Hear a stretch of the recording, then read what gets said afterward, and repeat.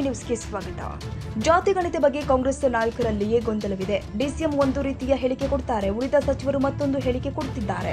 ಜಾತಿ ಗಣತಿ ವರದಿ ವೈಜ್ಞಾನಿಕವಾಗಿಲ್ಲ. ಮೊದಲು ವರದಿಯನ್ನು ವೈಜ್ಞಾನಿಕವಾಗಿ ಅಧ್ಯಯನ ಮಾಡಲಿ. ಇವರು ಏನು ಸರ್ವೆ ಮಾಡಿದ್ರು ಅಂತಿಮವಾಗಿ ಅದನ್ನ ಕೇಂದ್ರ ಸರ್ಕಾರ ಒಪ್ಪಬೇಕು. ರಾಜ್ಯ ಸರ್ಕಾರಕ್ಕೆ ಸರ್ವೆ ಮಾಡುವ ಅಧಿಕಾರವಿದೆ, ಅದನ್ನ ಅಂತಿಮಗೊಳಿಸುವ ಅಧಿಕಾರ ಕೇಂದ್ರಕ್ಕಿದೆ ಎಂದು ಕೇಂದ್ರ ಸಚಿವ ಪ್ರಹ್ಲಾದ್ ಜೋಶಿ ಅವರು ಹೇಳಿದ್ದಾರೆ. ಹುಬ್ಬಳ್ಳಿಯಲ್ಲಿ ಮಾತನಾಡಿದ್ರು. ನಕಲಿ ಗಾಂಧಿಗಳ ಹೆಸರು ಹೇಳಿ ಹೆದರಿಸಿ ಇದನ್ನ ಕ್ಯಾಬಿನೆಟ್ ಚರ್ಚೆ ಆಗದಂತೆ ನೋಡಿಕೊಂಡಿದ್ದಾರೆ. ಹೀಗಾಗಿ ಈ ಬಗ್ಗೆ ಕಾಂಗ್ರೆಸ್ನಲ್ಲೇ ಬೇಗುದಿದೆ. ಜಾತಿ ಗಣತಿಯನ್ನ ಕಾಂಗ್ರೆಸ್ ರಾಜಕೀಯಕ್ಕಾಗಿ ಉಪಯೋಗ ಮಾಡ್ತಾ ಇದೆ. ಇದನ್ನ ಯಾವ ಸಮಾಜ ಕಲ್ಯಾಣಕ್ಕಾಗಿ ಉಪಯೋಗ ಮಾಡುವ ವಿಚಾರ ಮಾಡ್ತಾ ಇಲ್ಲ.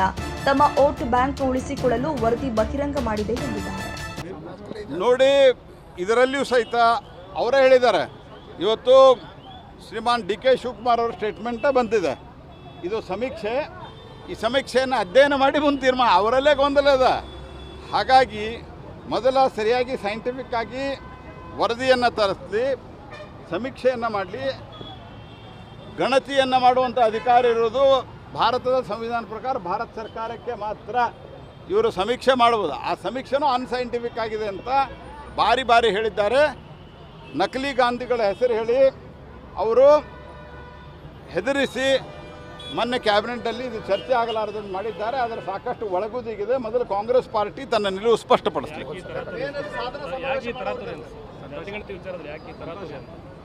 ಅಲ್ಲ, ತರಾತುರಿ ಅನ್ನೋದಕ್ಕಿಂತ ಹೆಚ್ಚಾಗಿ ಇದನ್ನು ರಾಜಕೀಯಕ್ಕೆ ಉಪಯೋಗ ಮಾಡ್ತಾ ಇದ್ದಾರೆ. ಸಮಾಜಕ್ಕೆ ಕಲ್ಯಾಣ ಆಗಬೇಕು ಅಂತ ಅವರು ವಿಚಾರ ಮಾಡ್ತಾ ಇಲ್ಲ. ಇದನ್ನು ಜಾತಿಯ ಸಮೀಕ್ಷೆಯನ್ನು ರಾಜಕಾರಣಕ್ಕೆ ಉಪಯೋಗ ಮಾಡಿ ನಮಗೆ ಇದರಿಂದ ವೋಟ್ ಬ್ಯಾಂಕ್ ಜಾಸ್ತಿ ಹೆಂಗೆ ಮಾಡ್ಬೇಕು ಅನ್ನೋದು ವಿಚಾರ ಮಾಡ್ತಾ ಇದ್ದಾರೆ. ಅದಕ್ಕಾಗಿ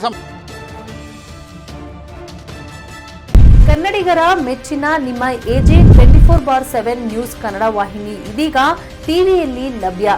ವೇಳೆ ನೋಟಿಸ್ ಕೊಟ್ಟಿದ್ರೆ ವಾಪಸ್ ತಗೋತೀವಿ. ಇವತ್ತು ವಕ್ಫ್ ಪ್ರಾಪರ್ಟಿ ಅಂತೇಳಿ ಬರ್ತದೆ ಅಂತ ಹೇಳಿದ್ರೆ ರೈತರು ಬೀದಿಗೆ ಬಂದ್ರೆ ಏನ್ ಮಾಡ್ಬೇಕಾಗತ್ತೆ? ಯಾರು ವೋಟ್ ಹಾಕಿಲ್ಲ ಅಂದ್ರೆ ಗ್ಯಾರಂಟಿನೆಲ್ಲ ಸ್ಟಾಪ್ ಮಾಡ್ಬಿಡ್ತೀವಿ.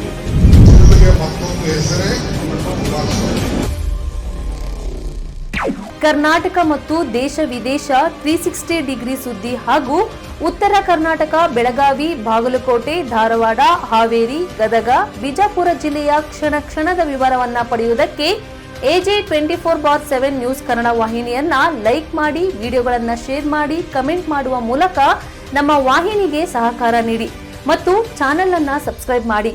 ಧನ್ಯವಾದಗಳು.